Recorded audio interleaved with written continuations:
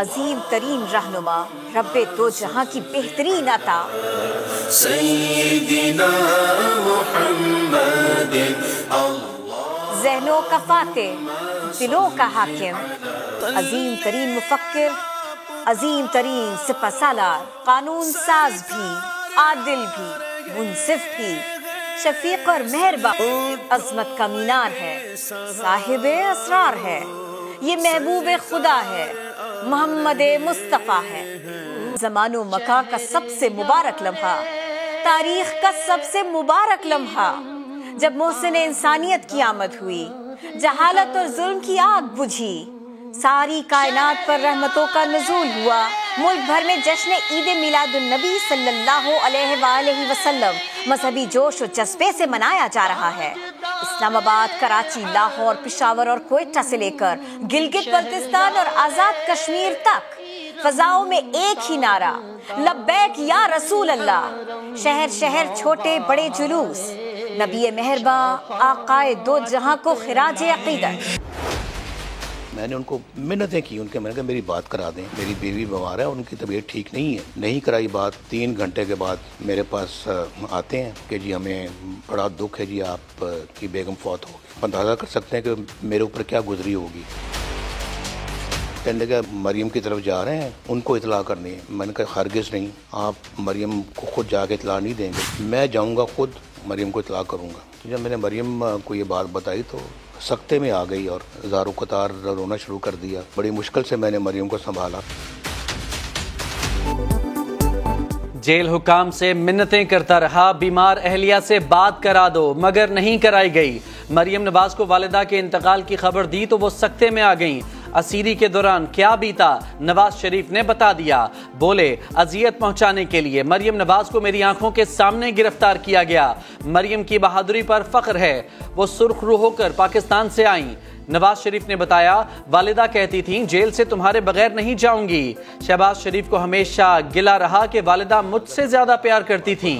مجھ سے خصوصی پیار کرتی تھی۔ وہ پنڈی والی جیل ہے، وہاں کے جب مجھے ہفتے میں ایک دفعہ جب ملتی تھی تو مجھے کہتی تھی میں نے اب تمہارے بغیر واپس نہیں جانا، کہ نہیں ہم نہیں کر سکتے۔ ان کا نہیں، پھر میں بھی ان کے ساتھ یہاں رہوں گی سیل میں۔ شہباز صاحب کو یہ گرا ہی رہا ہے ہمیشہ کہ آپ سے امی زیادہ پیار کرتی تھی۔ جب انہوں نے جان دی تو بالکل میرے ہاتھوں میں تھی۔ سازش کرنے والا سب سے بڑا سازشی خود نکلا۔ ہر چیز عیاں ہو رہی ہے، ایک ایک کرتوت قوم کے سامنے آ رہے ہیں۔ مجھ سے انتقام لیتے لیتے آج آپ نے پاکستان کا بٹھا بٹھا دیا۔ مجھ سے تو انتقام لینا تھا لے لیتے، لیکن پاکستان سے آپ کو انتقام لینے کے لیے کس نے آپ کو یہ کہا؟ $5 بلین پیش کر دیا گیا ہمیں۔ ہم نے کہا اس پہ بھی ایبسلوٹلی ناٹ۔ سازش کرنے والا خود سب سے بڑا سازشی نکلا۔ مجھ سے انتقام لیتے لیتے آپ نے ملک کا بھٹا بٹھا دیا۔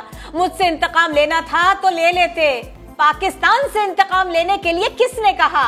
سابق وزیر اعظم میاں نواز شریف عمران خان پر پھٹ پڑے، بولے پاکستان کو معاشی طور پر تباہ کر دیا، عالمی طور پر تنہا کر دیا، ہمسایوں اور دیگر ممالک سے تعلقات کو خراب کر دیا۔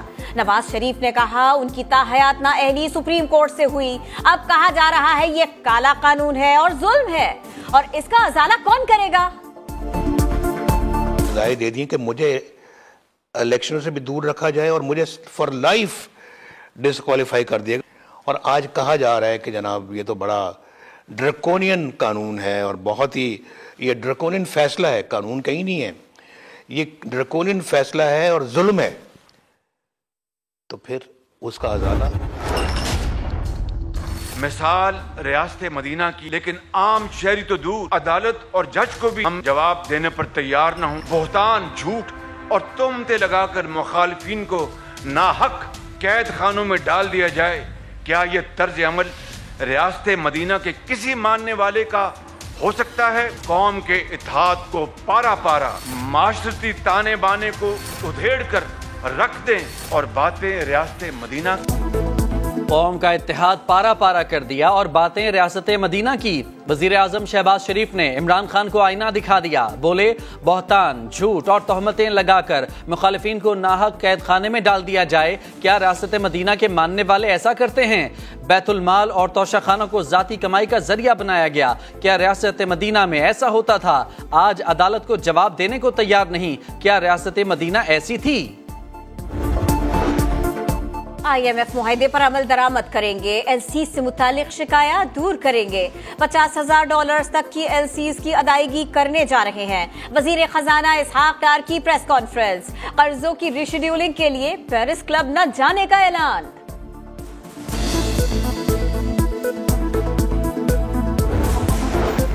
MQM پاکستان کے ڈپٹی کنوینر کامران ٹیسوری کو سندھ کا نیا گورنر بنا دیا گیا۔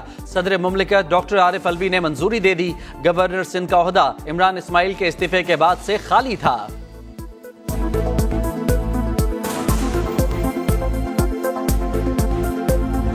کامران ٹیسوری صاحب کے اوپر میرا خیال ہے کراچی میں کوئی ایسا بھتہ کا کیس نہیں ہے جس میں کا نام نہیں آتا۔ ہماری بڑی ریزرویشنز ہیں۔ کراچی کو دوبارہ اس طرح سے اگر ٹیررسٹ کے حوالے کیا جاتا ہے ہم اس کی شدید مزاحمت کریں گے۔ فواد چودھری نے کامران ٹیسوری کی بطور گورنر سندھ تقرری پر تحفظات کا اظہار کر دیا۔ کہتے ہیں کراچی کو دوبارہ دہشت گردوں کے حوالے کیا گیا تو برداشت نہیں کریں گے۔ لانگ مارچ کی تفصیلات جلد سامنے لانے کا بھی بتا دیا۔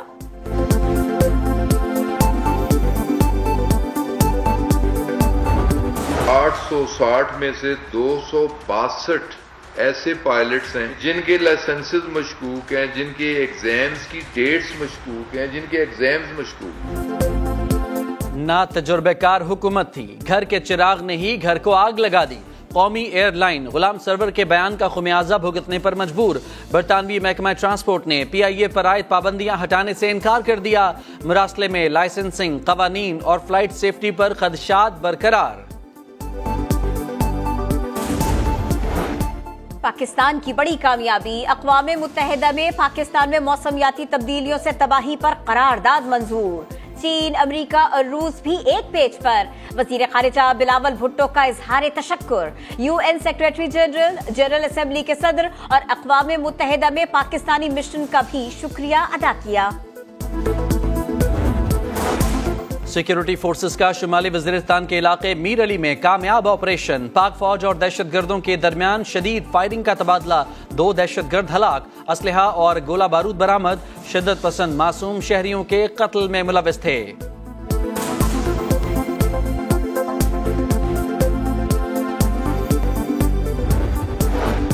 اسلام آباد کے جناح ایونیو پر کثیر المنزلہ شاپنگ مال میں خوفناک آگ بھڑک اٹھی۔ آسمان پر دھوئے کے بادل چھا گئے۔ تمام افراد کو عمارت سے نکال لیا گیا، کوئی جانی نقصان نہیں ہوا۔ آگ پر قابو پا لیا گیا، کولنگ کا عمل جاری۔ ڈپٹی کمشنر اسلام آباد کہتے ہیں کمیٹی کی رپورٹ آنے پر شاپنگ مال کھولا جائے گا۔ چلاس کے علاقے بونرداس میں گھر کی چھت گر گئی، ایک ہی خاندان کے 9 افراد جاں بحق، مرنے والوں میں 1 خاتون اور 8 بچے شامل۔ وزیر اعظم شہباز شریف کا واقعے پر افسوس کا اظہار۔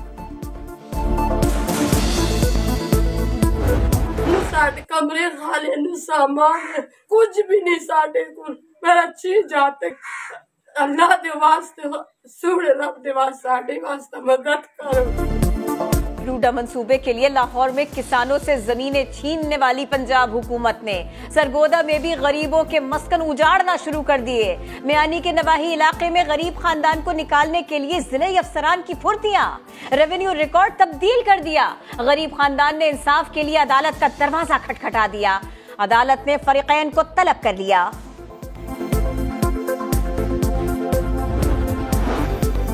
ویمن T20 ایشیا کپ میں پاکستان کی ایک اور کامیابی، UAE کو 71 رنز سے شکست دے دی۔ 145 رنز کے جواب میں UAE کی ٹیم 74 رنز پر ڈھیر ہو گئی۔